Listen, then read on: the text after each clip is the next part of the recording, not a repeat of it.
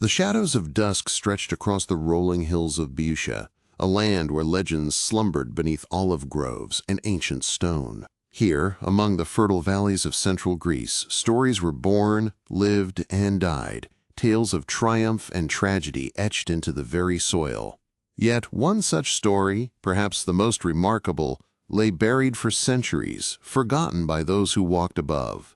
This is the account of warriors whose bonds transcended mere brotherhood, whose courage shattered an unbreakable foe, and whose memory faded like whispers in the wind. In the 4th century BCE, the Mediterranean world pulsed with the rhythm of competing city-states. Each was a universe unto itself. Athens with its marble columns and philosophical debates, Corinth with its bustling ports and gleaming wealth, Sparta with its unwavering spears and blood-red cloaks. These were not nations as we understand them today, but independent entities forged by geography and bound by shared tongues and gods. Each city carved its own path, celebrated its own customs, and fielded its own armies. Among these powers, one name resonated with particular dread: Sparta. Even now, millennia later, the word Spartan evokes images of uncompromising discipline and martial prowess.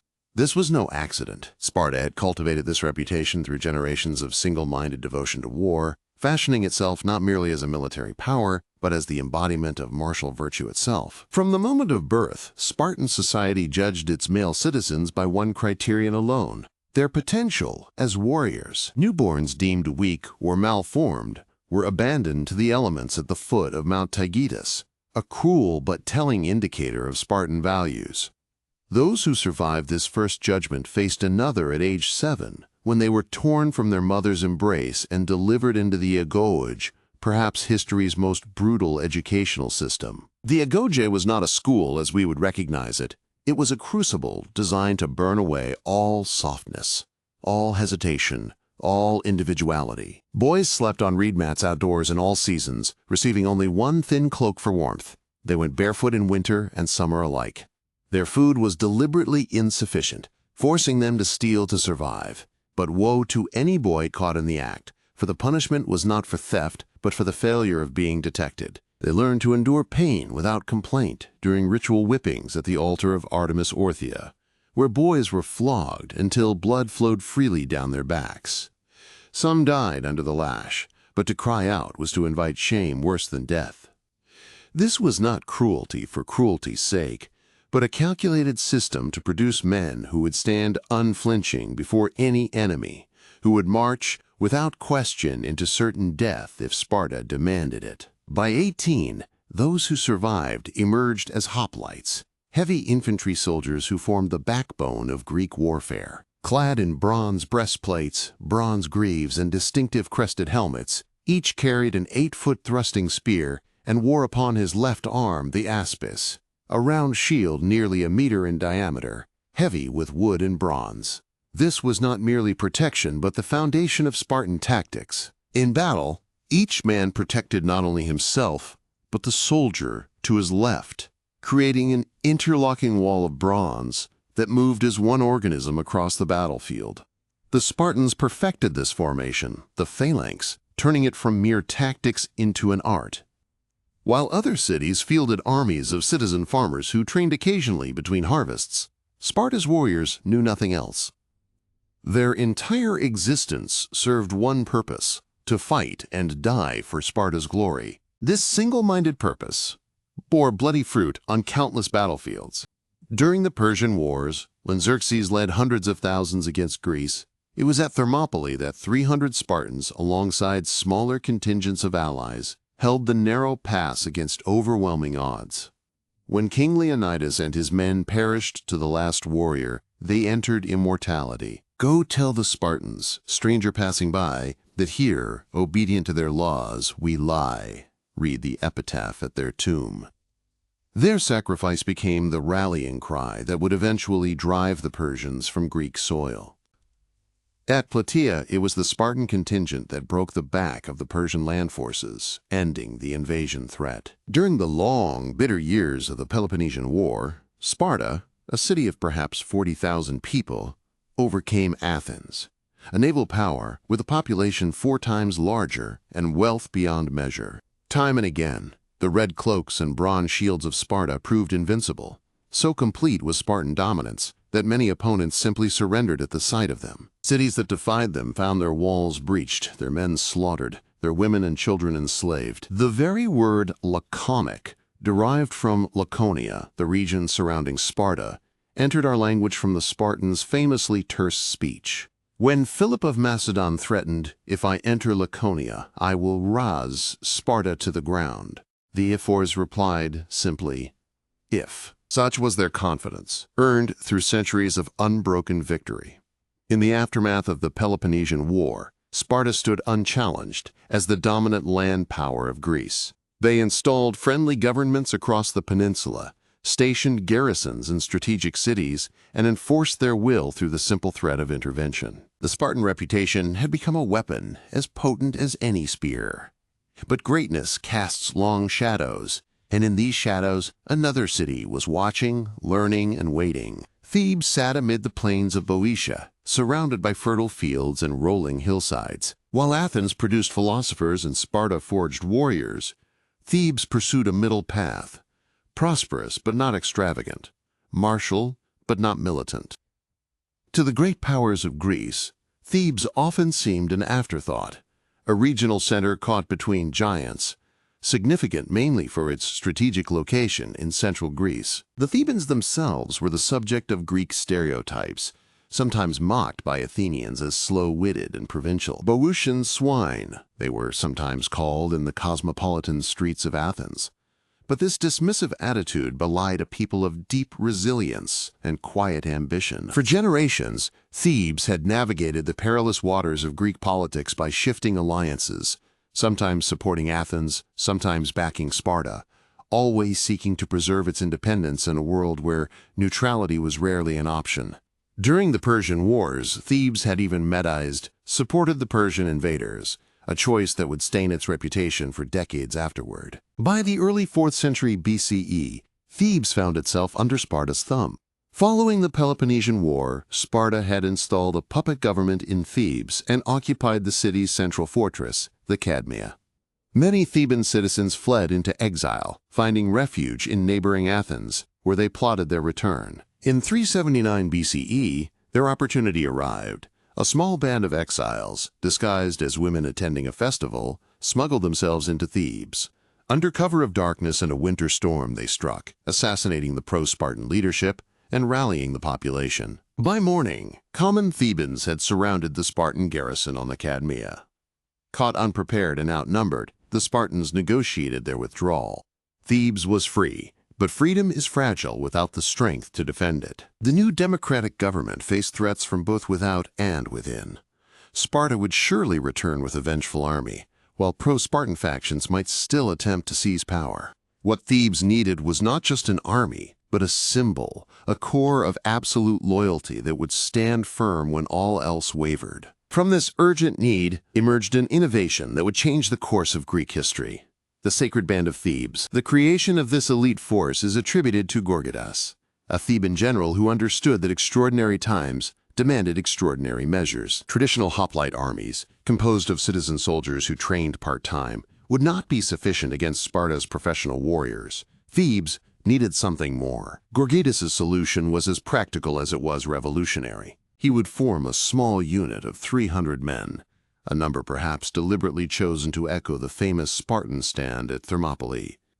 But unlike a typical military unit, these men would be organized in 150 pairs, each composed of an older warrior and his younger beloved. This structure drew upon a cultural practice common throughout much of ancient Greece: the intimate relationship between an older male mentor, Erastes, and a younger male protege, Eromenos. While such relationships had sexual dimensions, they were far more complex than that simple characterization suggests. They were fundamentally educational and social bonds, wherein the older partner took responsibility for the younger's development as a citizen, warrior, and man. What made Gorgidas' concept revolutionary was using these existing relationships as the foundation for military organization. The Sacred Band was not merely a collection of skilled fighters. It was a brotherhood bound by the deepest personal loyalty imaginable. The logic was simple, yet profound. Men fight for many reasons, for glory, for plunder, for their city, but nothing compels courage like fighting for someone you love who stands beside you. A warrior might contemplate fleeing a difficult battle to save himself, but could he abandon his beloved to face death alone? Could he live with the shame of watching his lover die while he escaped?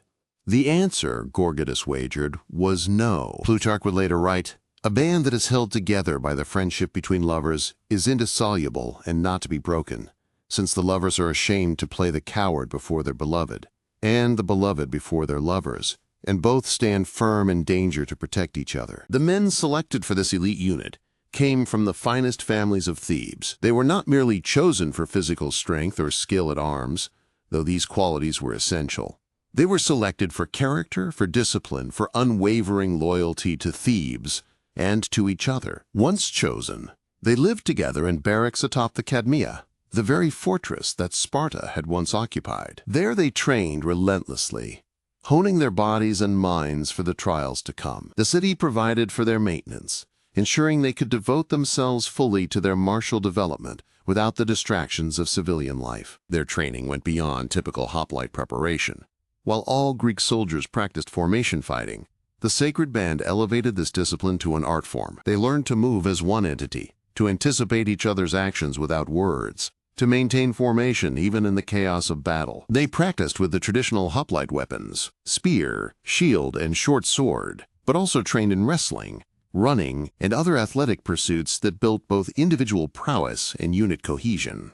According to tradition, the members of the Sacred Band swore their oaths at the shrine of Iolaus, the young companion and charioteer of the hero Heracles. This was significant, as Heracles was the patron deity of Thebes, and Iolaus represented the ideal of loyal companionship.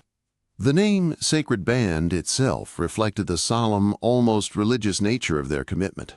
They were not merely soldiers, but men bound by sacred oaths to each other and to Thebes. Initially, Gorgidas deployed the Sacred Band, dispersed throughout the Theban phalanx, placing pairs of these elite warriors among the front ranks to stiffen the resolve of the citizen soldiers around them. But it would be Pelopidas, another Theban commander who would help lead the liberation, who recognized the band's full potential as a unified strike force. Under Pelopidas's leadership, the Sacred Band was reorganized into a single tactical unit, a concentration of excellence that could be deployed wherever the battle was most critical. This reorganization would prove decisive in the conflicts to come. The early days of the Sacred Band were marked not by grand battles, but by the steady work of rebuilding Theban influence. They patrolled borders, protected farmland, and helped assert Theban authority over smaller cities in Boeotia. As Thebes gradually reasserted control over the region, the Sacred Band served as both shield and sword, defending what was recovered while striking precisely where resistance remained. Their first true test came in 375 BCE at Tegera, a small town near the Oracle of Trophonius. Pelopidas, leading the Sacred Band and a small cavalry force, had set out to confront a Spartan garrison reported to be in the area. What he did not know was that the full Spartan force was returning from campaign, creating a situation where the Thebans were outnumbered at least 2-1. Upon discovering the Spartan army blocking their path, one of Pelopidas's men exclaimed in alarm, "We have fallen into our enemy's hands, and why not they into ours?" Pelopidas replied calmly. Rather than retreat, Pelopidas ordered an immediate attack. The Theban cavalry charged first, disrupting the Spartan formation.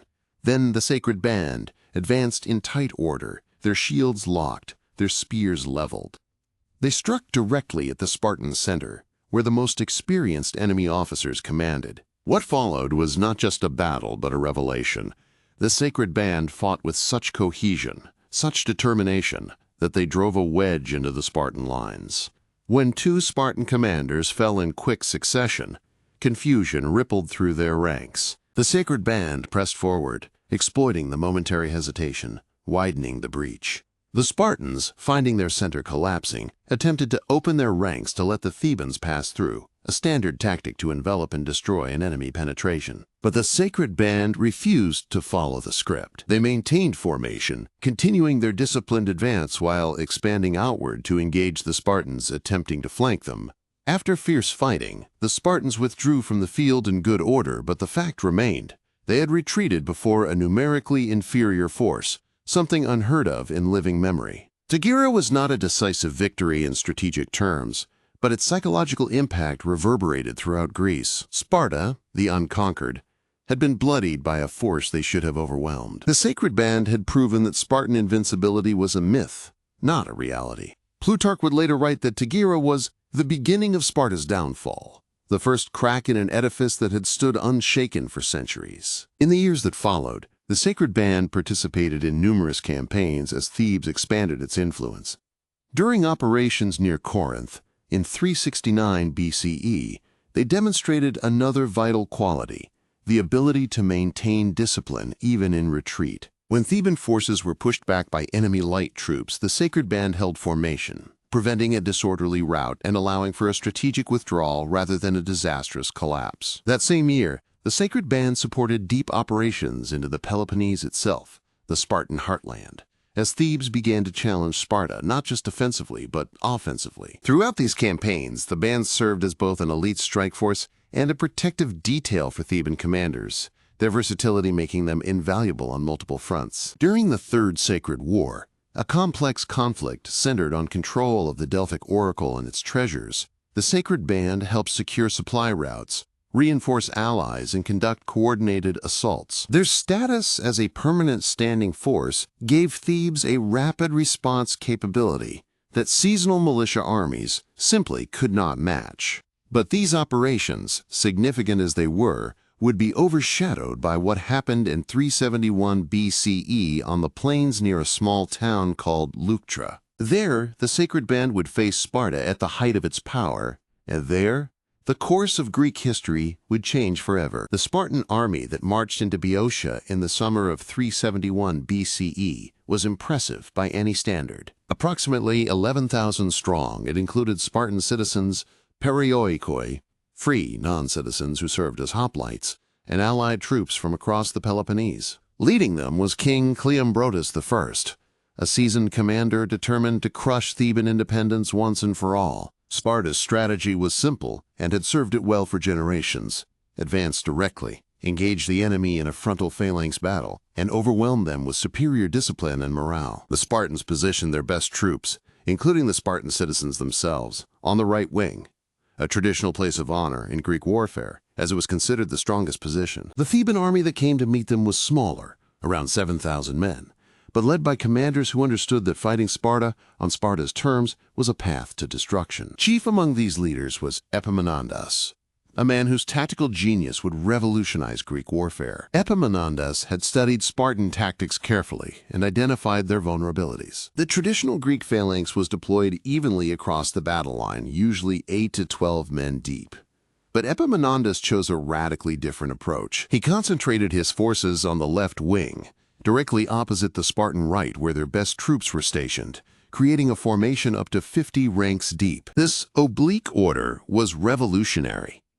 The Theban right wing and center were deliberately weakened and instructed to advance slowly, refusing battle as long as possible. Meanwhile, the massively reinforced left wing, with the Sacred Band at its tip under Peloponnes's command, would strike hard and fast at the Spartan elite. It was a gamble that flew in the face of conventional wisdom. By the military thinking of the day, Epaminondas had placed his best troops, the Sacred Band, against the enemy's best, the Spartan citizens, while weakening the rest of his line. If the gambit failed, the Theban army would be crushed. But Epaminondas understood something fundamental. If the Spartan right could be broken, the psychological shock would ripple through their entire force. As the armies formed up on the plain of Leuctra, tension hung in the summer air. The Spartans, seeing the unusual Theban formation, adjusted their lines but maintained their traditional approach. They had every reason for confidence. They outnumbered the Thebans. They had never lost a pitched battle to a numerically inferior force. History, tradition, and probability all favored them. The battle began with a cavalry engagement, where the Theban horse drove back the Spartan riders, creating disorder in the enemy formation before the main lines clashed. Then, Epaminondas gave the signal. and the Theban left wing surged forward, the sacred band at its head like the point of a spear. What followed was not the typical pushing match of phalanx warfare, where lines of men shoved against each other until one side's formation broke. The sacred band struck with such momentum, such concentrated force, that they punched through the Spartan front ranks. Behind them came row after row of Theban hoplites, driving the advantage deeper. King Cleombrotus fell wounded in the initial clash and would die shortly after. The Spartan officers tried desperately to wheel their formation to address the penetration, but the weight and speed of the Theban assault gave them no time to adjust. The unthinkable happened. The Spartan right collapsed. With their best troops routed and their king fallen, the remaining Spartan forces began an organized withdrawal from the field. They requested the customary truce to collect their dead, an acknowledgement of defeat that must have tasted like ash in Spartan mouths. Over 400 Spartan citizens lay dead on the field, the largest single loss of Spartan life in a generation. Leuctra changed everything. In a single afternoon, Sparta's aura of invincibility, cultivated over centuries, was shattered. The psychological foundations of their hegemony crumbled with it. If Sparta could be defeated in open battle, what else became possible? For Thebes, Leuctra marked the beginning of a brief but brilliant period of dominance in Greek affairs. In the years that followed, Epaminondas led Theban armies deep into the Peloponnese, freeing cities from Spartan control and permanently altering the balance of power. He liberated Messenia, a region Sparta had held in subjugation for centuries, depriving the Spartans of the helot labor that had sustained their martial lifestyle. He founded new cities, including Megalopolis, designed as counterweights to Spartan influence. Throughout these campaigns, the Sacred Band remained at the forefront, their reputation now as formidable as the Spartans had once been. Their discipline, their cohesion, their unwavering courage became the standard against which other elite units measured themselves. They were not just warriors, but symbols of a new Theban confidence that reshaped the Greek world. At home, Thebes consolidated its leadership of the Boeotian League, strengthening regional ties and projecting power beyond its traditional borders. For a brief, shining moment, Thebes stood as the preeminent land power in Greece, its influence stretching from the Gulf of Corinth to the northern plains of Thessaly. But greatness is fragile, and Theban ascendancy rested heavily on the shoulders of its exceptional leaders. When Pelopidas fell in battle in Thessaly in 364 BCE, the Sacred Band lost not just its commander, but its animating spirit. And when Epaminondas died at Mantinea in 362 BCE, pierced by a spear as his forces stood on the verge of another victory, Thebes lost the strategic vision that had guided its rise. Without these leaders, Theban power began a slow decline. Internal divisions weakened its resolve. Former allies drifted away. The momentum that had carried Thebes to greatness gradually dissipated, leaving it still powerful but no longer dominant. The Sacred Band remained elite, still feared and respected on the battlefield, but the cohesive strategy that had made best use of their abilities was gone. And far to the north, beyond the traditional bounds of Greek politics, a new power was rising. Macedonia, under the ambitious King Philip II.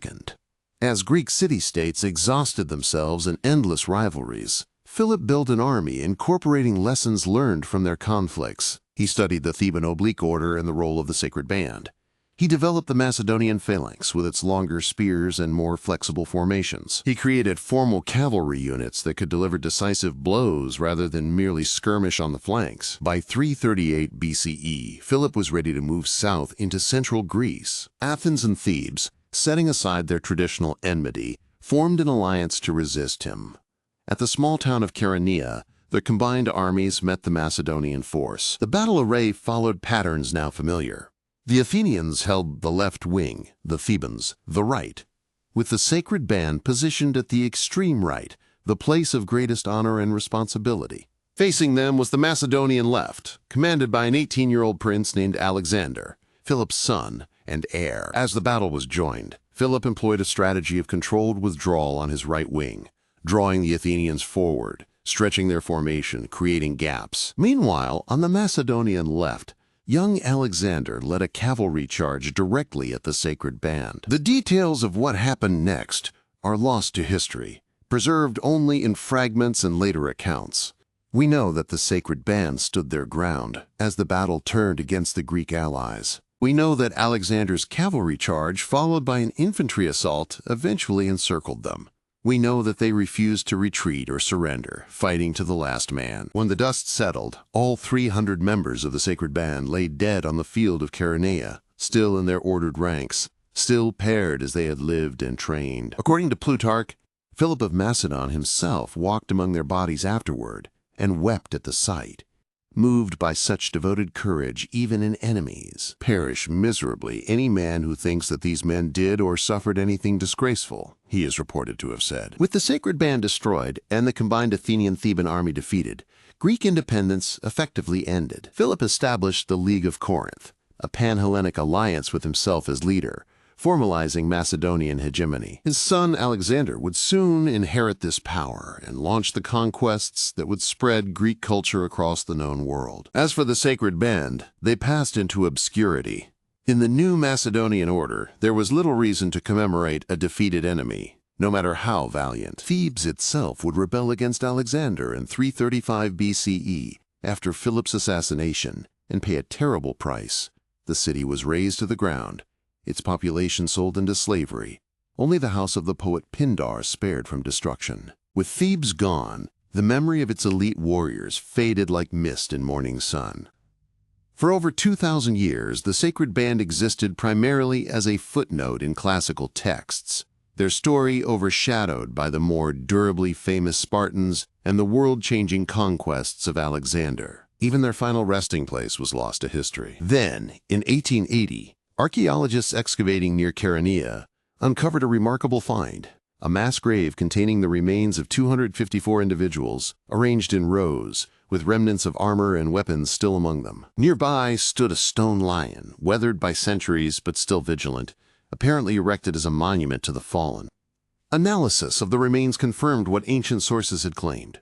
These were the bodies of the Sacred Band, still lying where they had fallen more than 2 millennia earlier. They had died as they had lived, together in disciplined ranks, facing the enemy to the last breath. The Sacred Band story reminds us that history's silences often conceal its most remarkable truths. For centuries, their achievement, breaking Sparta's aura of invincibility, revolutionizing Greek tactics, standing unwavering in their final battle, lay buried beneath the soil of Chaeronea. While the world remembered Leonidas and his 300 Spartans, it forgot Pelopidas and his 300 Thebans. Yet their impact endures. The Sacred Band proved that innovation could overcome tradition, that bonds of affection could forge unbreakable military discipline, that the seemingly invincible could be defeated through courage and careful planning. They showed that greatness could emerge from unexpected places, that Thebes, dismissed as provincial and backward, could produce warriors and leaders who changed the course of history. Perhaps most importantly, they demonstrated that true strength lies not in individual prowess,